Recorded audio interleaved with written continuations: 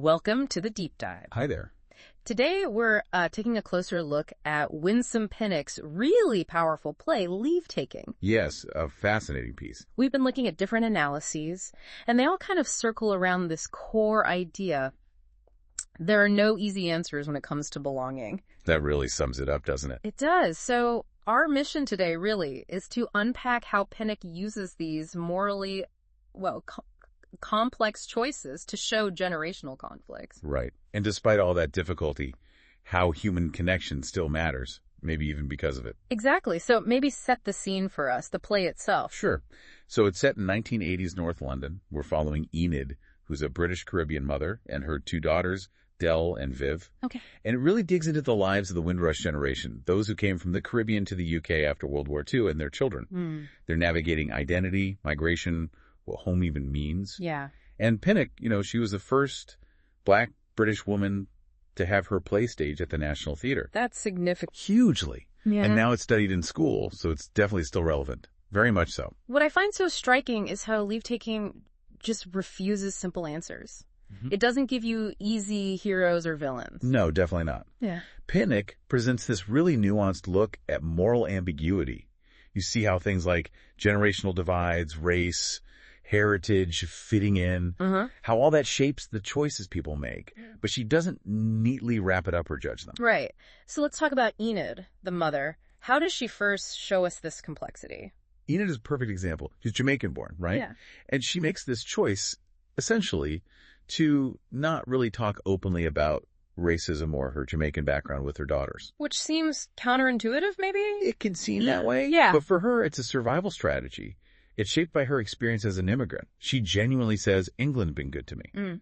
So she sees assimilation, fitting in, as the practical way forward for her girls. It's about protecting them in our mind. I see. But that protection creates conflict, right? Especially with the daughters. Oh, absolutely. A deep generational conflict. Take Dell's, for instance.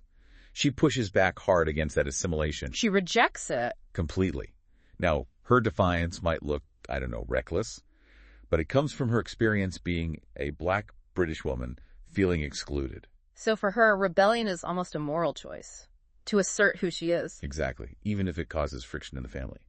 And then you have Viv, the other daughter, who takes a quieter path. Right, the more academic one. Yeah, she pursues Black studies, trying to understand her heritage that way, but her mother might see that as, not practical, a distraction. This really highlights the tension. How does the legacy of colonialism fit into this? Does it make the choices even harder? Definitely. It adds another layer of moral complexity. You have characters like Broad, the family friend.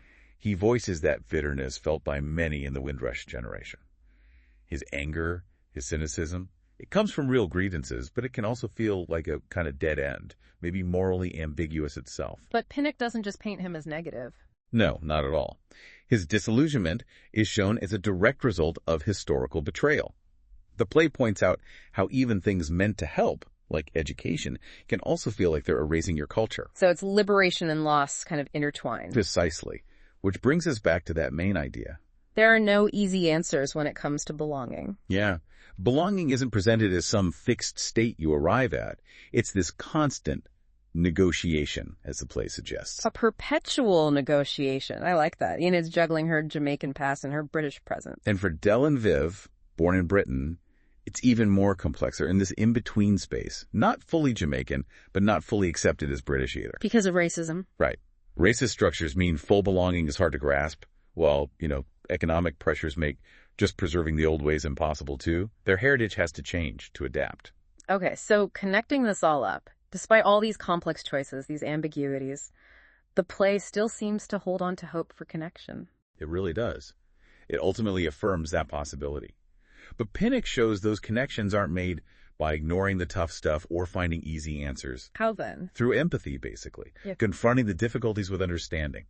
Think about when Enid finally confesses to Dell about the racism she faced. Ah, yes. That's a powerful moment. It bridges a huge gap. Suddenly, Dell can see her mother's caution, not just as restrictive, but as a learned survival tactic. And what about Dell and Mai, the Obia woman? Dell is so dismissive at first. Right. She sees Mai's traditional spiritual practices as just superstition. But her gradual engagement with Mai is huge. It's a step towards understanding her own heritage, her mother's world. My represents heritage as something living, complex. Yes, offering a different way to navigate things. And this shift, this connection, happens through shared vulnerability. They don't suddenly agree on everything, but understanding the pressures, especially the colonial context, that shaped each other's choices. Yeah. That shifts judgment towards empathy. So thinking about the big picture for us, for the listener, Pinnock's leave-taking doesn't tie things up neatly.